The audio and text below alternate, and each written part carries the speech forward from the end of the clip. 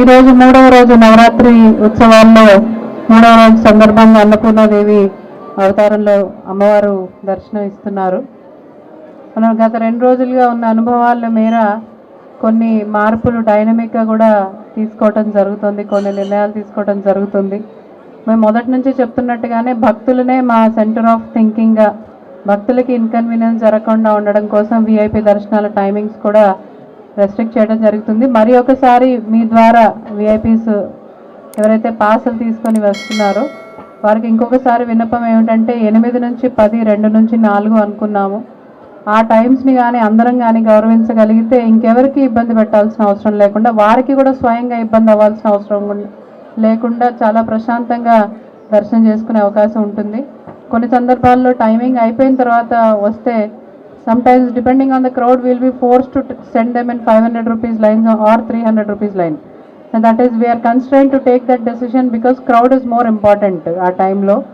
So మీ ద్వారా అందరికీ ఆ విన్నపం చేయడం జరుగుతుంది. దాంతోపాటు ఉత్సవ కమిటీ మెంబర్స్కి కూడా వారి గౌరవానికి తగ్గట్టుగా ఏ విధంగా వారి దర్శనాలు కానీ వారి రెఫరెన్సెస్ కానీ మేనేజ్మెంట్లో భాగస్వామ్యం కానీ ఎలా చేయాలనేది ఇప్పుడే సిపి గారు మేము కూడా వారితో మాట్లాడడం జరిగింది. We'll give them respect that they deserve, వాళ్ళు ఆశించిన మేరకు. సో ఖచ్చితంగా ఆ ఇబ్బంది కూడా ఈ రోజు నుంచి లేకుండా చేయటం జరుగుతుంది. అదేవిధంగా various groups of people who are coming, ఎవరికి కూడా ఇబ్బంది లేకుండా ఉండటం కోసమే we are taking those dynamic decisions అవసరాన్ని బట్టి అవైలబుల్గానే ఉంటున్నారు. ఈఓ గారు కానీ సిపి గారు is always here. I'm also coming once or 2 to 3 times every day.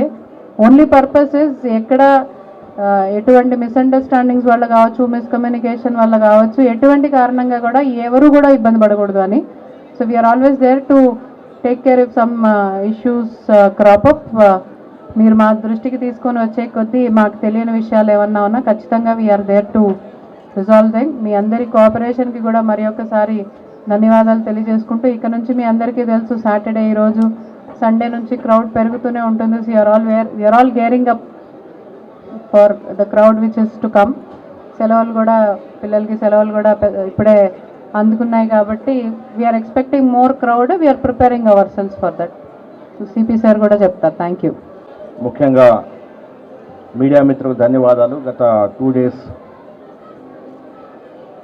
మనం ఇక్కడ చేపట్టిన కొన్ని చర్యలు కావచ్చు, ఇంటర్వెన్షన్స్ కావచ్చు, అన్నీ కూడా ప్రజల దృష్టికి తీసుకువెళ్ళి వారిని చైతన్యవంతం చేయడంలో బాధ్యత వహించిన మీడియా మిత్రులందరూ కూడా ధన్యవాదాలు తెలియజేస్తూ, ముఖ్యంగా ఇందాక కలెక్టర్ గారు చెప్పినట్టు పీపుల్ సెంట్రిక్, సామాన్య భక్తుడికి మంచి దర్శనం కలిగించాలా అన్న ఉద్దేశంతో కొన్ని చర్యలు చేపట్టినాం. అందులో కొంతమేర విఐపీస్కి కొంతమేర అసంతృప్తి కలగచ్చు. దయచేసి దాన్ని అర్థం చేసుకోవాలి.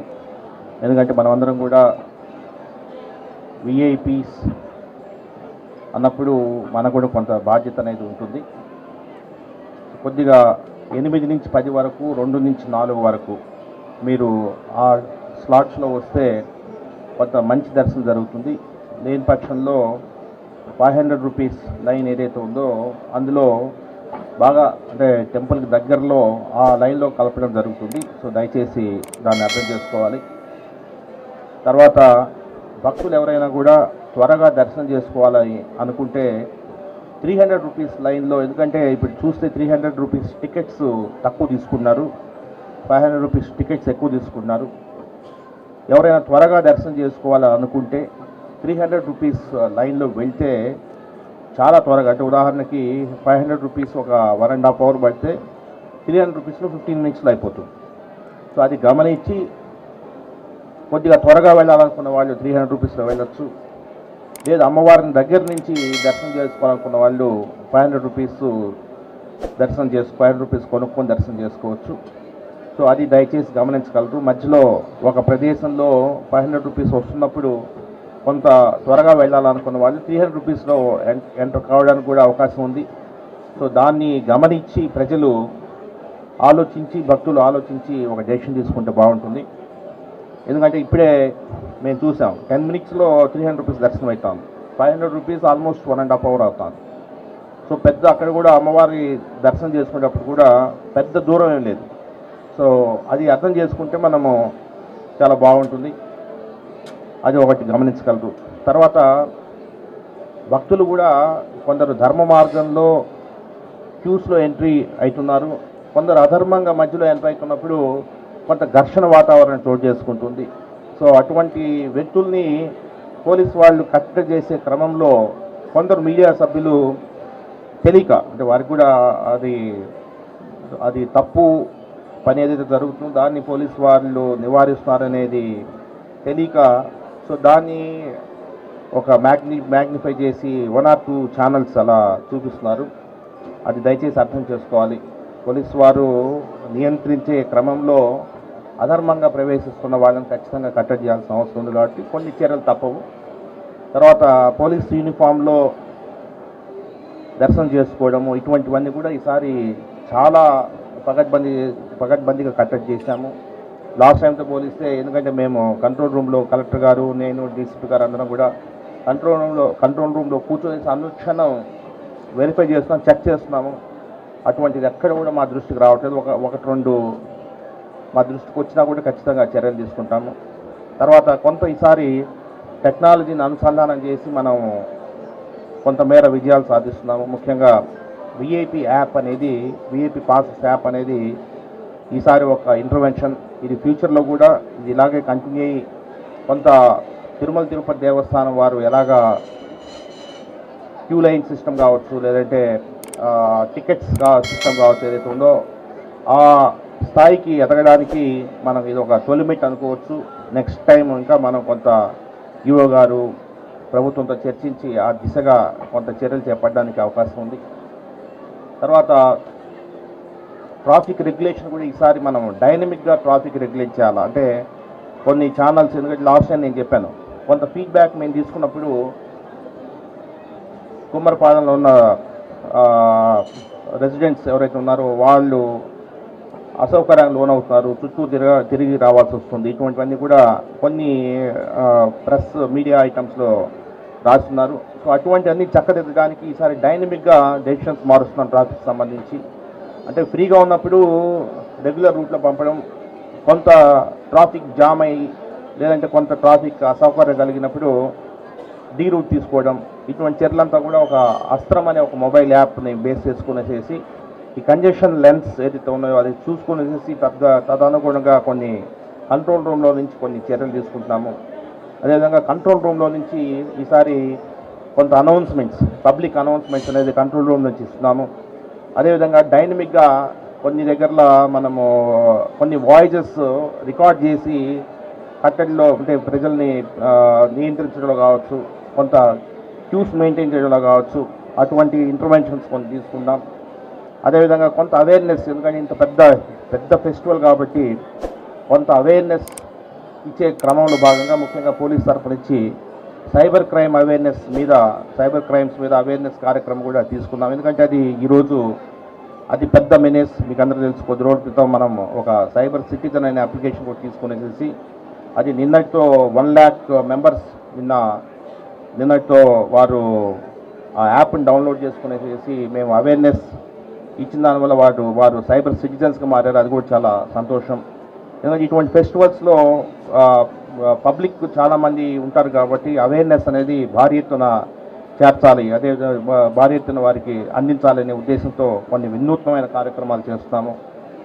అదేవిధంగా వారు వచ్చేటప్పుడు కూడా మీరు చూస్తే చాలా హోర్డింగ్స్, తర్వాత సైనేజెస్ మొత్తం ఈసారి పగడ్బందీగా పెట్టాము. పోను నెక్స్ట్ మూలా నక్షత్రం రోజు నాటికి ఇంకొంత గట్టిగా పటిష్టమైన చర్యలు తీసుకునేసి ప్రజలకి మంచి దర్శనం కలిగేలాగా అన్ని చర్యలు చేపడతాం. మీడియా మిత్రులు మాకు సహకరిస్తున్న దానికి అందరికీ ధన్యవాదాలు.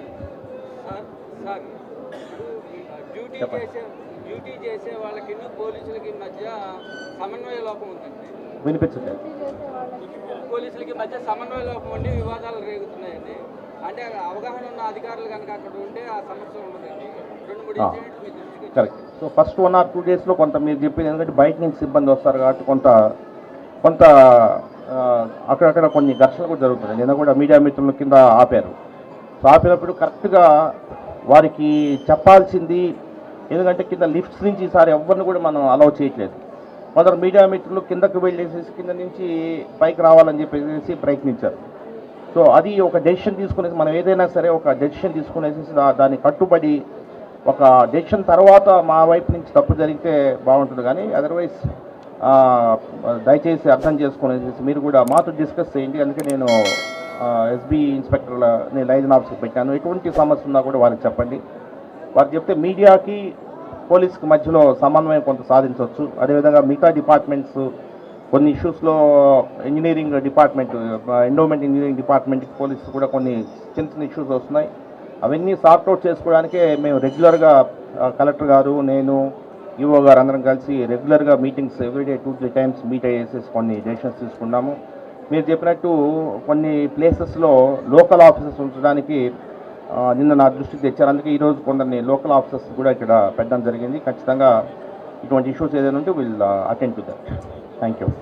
శ్రీ మాత్రే నమః.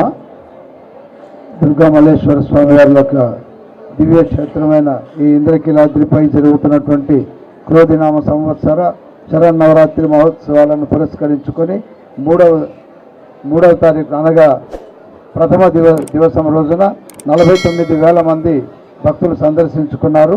అలాగే నిన్నటి రోజున 65,000 మంది భక్తులు అమ్మవారిని సందర్శించుకున్నారు. ఈరోజు 1 గంటకు 36,000 మంది దర్శనాలను సంపూర్తి చేసుకున్నారు. ఇలా రోజు రోజుకు సంఖ్య పెరుగుతూ వస్తోంది. మీ అందరికీ తెలిసిన విధంగా ఇది మూలా నక్షత్రం రోజు వరకు పెరుగుతూ వస్తూ మరి మూలా నక్షత్రం రోజున అత్యంత ఎక్కువ స్థాయికి చేరుకుంటుంది. అలాగే అన్నదానంలో మనం ఇప్పటి వరకు టోటల్స్ చెప్తాను. అన్నదానంలో దాదాపు 28,000 మంది, అంటే గత 2 రోజులుగా 28,000 మంది భోజనాలు చేశారు. కేశఖండన శాలను ఉపయోగించుకున్నటువంటి వాళ్ళు 3,952 మంది. అలాగే లడ్డు ప్రసాదాన్ని ఇప్పటి వరకు నిన్న సాయంత్రం వరకు తీసుకున్నటువంటి వాళ్ళు 2 రోజులుగా 139,906 మంది లడ్డు ప్రసాదాలను తీసుకున్నారు. ఈ విధానంగా లడ్డు ప్రసాదాలను ఈ రోజుకి ఎంత కావాలి, రేపు ఎంత కావాలి అని అంచనా వేసుకొని సిద్ధంగా తయారు చేసుకొని ఉన్నాము. 1,50,000 పైగా మన దగ్గర స్టాక్ ఉంది. లడ్డు ప్రసాదాలను ఈసారి 6 లడ్లు కలిపి ఒక ప్యాక్ చేయడం వల్ల లూజ్ ఇస్తే వాళ్ళ బ్యాగుల్లో, క్యారీ బ్యాగుల్లో పగిలిపోయి లేదా ఇలా కాస్త చిందరవందరగా అయిపోతుంటే మేము ఒక ప్లాన్ చేశాము. 6 కలిపి ఒక బాక్స్లో పెట్టి ఇవ్వడం చాలా ఆసక్తికరంగాను చాలా సంతోషంగా తీసుకుంటున్నారు భక్తులు. లూజ్ కావాలని కూడా ఇస్తున్నాము. గతంలో మాదిరిగా తక్కువ వచ్చింది లడ్డు ప్రసాదం అన్న మాట లేకుండా ఎంత అడిగినా అంత ఇవ్వడానికి దేవస్థానం సిద్ధంగా ఉంది. ఈ కార్యక్రమాన్ని ఇలా కొనసాగిస్తామని తెలియజేస్తూ ఏదైనా ఇందులో చిన్న విషయాలు, ఇబ్బందులు ఉంటే తెలియజేయవలసిందిగా ఎప్పటికప్పుడు మీ డైరెక్ట్గా దేవస్థానం సిబ్బందికి సంబంధిత శాఖాధిపతులకు కావచ్చు లేదా నాకు కావచ్చు తెలియజేస్తే వాటిని సమిష్టిగా మనం అందరం కలిసి పరిష్కరించుకొని ఇక్కడ ఉన్నటువంటి భక్తులకు ఇంకొంచెం మెరుగైన సేవని, ఇంకొంచెం మెరుగైనటువంటి దర్శనాన్ని ఇచ్చే ఒక పద్ధతికి కట్టుబడి ఉన్నటువంటి జిల్లా యంత్రాంగం మధ్యలో మనం ఉన్నాము. సిపి గారు, కలెక్టర్ గారు మన కోసం చాలా సమయాన్ని వెచ్చించి ఒక యాప్ డెవలప్ చేసి ఒక టెక్నికల్గా ఇంకొంచెం ముందు వెళ్ళాలని నిన్నటి రోజున మినిస్టర్ గారి ముందు మీకు కూడా ఒక యాప్ ప్రదర్శించడం జరిగింది. అమరావతి సొల్యూషన్స్ వాళ్ళు, అమరావతి సాఫ్ట్వేర్ సొల్యూషన్స్ వాళ్ళు తయారు చేసినటువంటిది. అది కూడా ఇప్పుడు మీలో సర్క్యులేట్ అవుతోంది. దాని మేరకు సార్ మనం లొకేషన్ షేర్ చేస్తే అన్నదానం ఎక్కడుంది అంటే వాళ్ళకి తెలియకపోతే అది లొకేషన్ తీసుకెళ్తుంది, కేశఖండనశాలకు తీసుకెళ్తుంది. ఇలాంటిది కూడా ఒకటి తయారు చేసి వాళ్ళకి తెలియజేసాం సార్, నడుస్తుంది. ఇలా పాసులకు సంబంధించి ఒక యాప్ ఎక్కడైనా ఉండని పాస్ సులభంగా అందేలాగా మరి వాహన సౌకర్యం ఏర్పాటు చేశాము, మంచినీళ్ళ సౌకర్యం ఏర్పాటు చేసినాము, పుష్కలంగా భోజనాలను ఏర్పాటు చేస్తున్నాము. మరి దేవస్థానం ఎంత చేయగలుగుతుందో అంత జిల్లా యంత్రాంగం తరఫున, దేవస్థానం తరఫున, దేవాదాయ శాఖ తరఫున నేను మీ అందరికీ ధన్యవాదాలు తెలియజేస్తున్నాను.